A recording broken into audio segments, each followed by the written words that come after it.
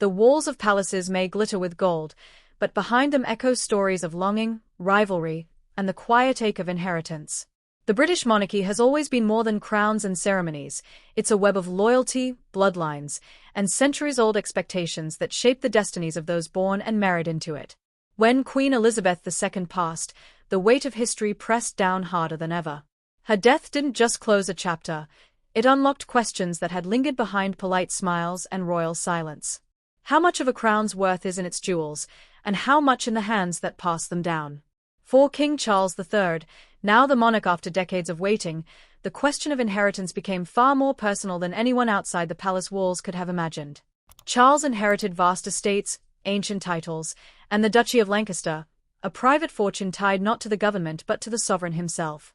Yet with great inheritance comes a tangle of emotions, as those left behind begin to wonder what portion of history and wealth will fall into their hands. Among those watching the tides of transition stood Queen Camilla, the woman who had waited just as long as Charles for public acceptance. But Camilla's mind, always careful and quietly strategic, carried another concern. A mother's wish to see her own daughter, Laura Lopes, receive a place in a world that had never been designed for her. For Laura, life had never been simple. Though she was Camilla's daughter and thus deeply connected to the royal family by marriage, she was not born into the Windsor bloodline. She had no titles, no ceremonial role, and no claim to the crown's private wealth. While she lived her life away from the public eye, her mother's love for her was unshaken. So when Charles became king, whispers began to grow within royal circles that Camilla wanted to ensure a small share of his private inheritance would someday pass to her daughter, a proposal that quietly unsettled the walls of Buckingham Palace. To many within the royal household, Camilla's idea sounded daring, even dangerous. The British monarchy operates like a living museum of tradition, where every coin, jewel, and document tells a story of bloodline continuity. For centuries, royal inheritance flowed through one line, the direct descendants of the reigning monarch. Any deviation was seen not as generosity but as rebellion against the invisible order that holds the monarchy together. And yet, Camilla believed times had changed. She argued that the royal family was no longer simply a line of succession but a modern family trying to reflect the world around them. She reportedly framed her request as an act of unity, an effort to bridge the gap between royal and step family, to show that love could override lineage. But the sentiment, however heartfelt, landed like a thunderclap within the palace corridors.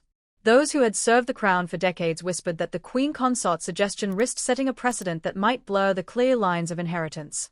Even Charles, ever the diplomat, found himself walking a tightrope between affection and duty. The first to sense trouble, as always, was Princess Anne. Known for her pragmatic approach and razor-sharp instincts, and quickly realized how this idea could ripple through the monarchy. She and Charles shared a bond shaped by childhood duty and unspoken understanding. And had always been his anchor, the one who reminded him that sentiment must never outweigh service. When Camilla's intentions reached her, Anne's reaction was said to be firm, perhaps even icy. To her, inheritance was not something to be reinvented. It was a sacred thread that must remain untouched, no matter how compassionate the motive. Anne's argument was practical, not personal. Redirecting any part of Charles's fortune toward Camilla's daughter, she warned, would risk not only family harmony but also public confidence. The British people still held vivid memories of turbulent royal years, divorces, scandals, and shifting loyalties, and any sign of favoritism could reignite those old wounds. The monarchy, she reminded Charles, was not a playground for affection but a symbol of continuity. By granting Camilla's wish, he could unintentionally alienate Prince William, the future king, and invite questions from Parliament and the press that the family could not afford. Charles listened, torn between compassion and caution. His love for Camilla was deep, forged through decades of endurance, but his loyalty to the institution was stronger still. And so, quietly, without public spectacle, the idea was shelved. Camilla's hopes for Laura's inclusion faded into the background of royal life, another unspoken moment where private dreams clashed with public duty. The palace remained silent, but within its silence lay the familiar pain of compromise, a pain that every royal, from Elizabeth to Charles, has known all too well. Meanwhile, the story of Camilla's children, Tom Parker Bowles and Laura Lopes, remained one of quiet dignity. Both lived independent lives far removed from the pomp of royalty.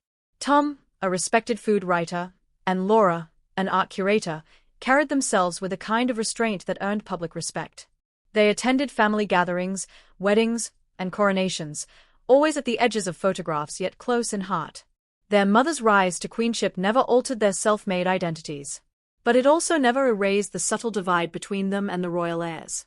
Experts often point out that Camilla's children are unlikely ever to receive royal titles or public roles, not because of a lack of worth, but because the monarchy's structure leaves little room for step relations.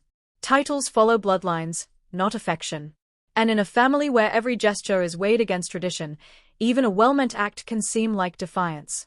Camilla, however, has never stopped balancing her dual identity, the mother who protects her children and the queen consort who stands beside the king. While these quiet struggles unfolded behind palace doors, another chapter in royal inheritance played out in the public eye, one centered around Catherine, Princess of Wales. Kate's role within the family had long been celebrated, but after Queen Elizabeth II's passing, her position was solidified by inheritance in a very literal sense. The late queen left her not only symbolic honor but priceless pieces of personal jewelry, treasures that carried both emotional and historical value. Among them were two of the most exquisite pieces ever seen in the royal collection: the Hyderabad necklace, gifted to Elizabeth as a wedding present in 1947, and the George V Feston necklace, a stunning display of diamonds passed down through generations. These jewels, valued in the millions, weren't just ornaments. They were declarations of trust, continuity, and acknowledgement of Kate's place in the monarchy's future. To many, this inheritance represented a quiet transfer of legacy, from one queen to another in waiting. Kate's poised presence and unwavering sense of duty had earned her not only public affection but also the deep respect of the royal family. She became, in many ways, the modern face of monarchy, balancing motherhood, tradition, and the demands of royal life with calm precision. Her inheritance symbolized more than beauty or wealth. It marked her growing authority within the family structure, an unspoken assurance that when the time came, she would wear the crown not only with grace but with legitimacy. This delicate balance of inheritance, between those who are born into the monarchy and those who marry into it, remains one of the most fascinating aspects of royal life. Camilla's children may never inherit titles or castles, but they hold something different: a window into the humanity that even crowns cannot conceal. Their existence reminds the world that the royal family, for all its grandeur, still wrestles with the same human emotions: love, jealousy, fear, and longing. For Charles, navigating this emotional maze has never been easy. Every decision is scrutinized, every gesture analyzed.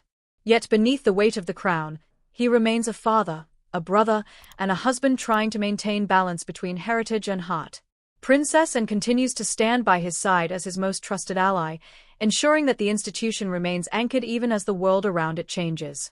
Together, they carry forward the promise their mother once upheld, that the monarchy must endure, even when it hurts.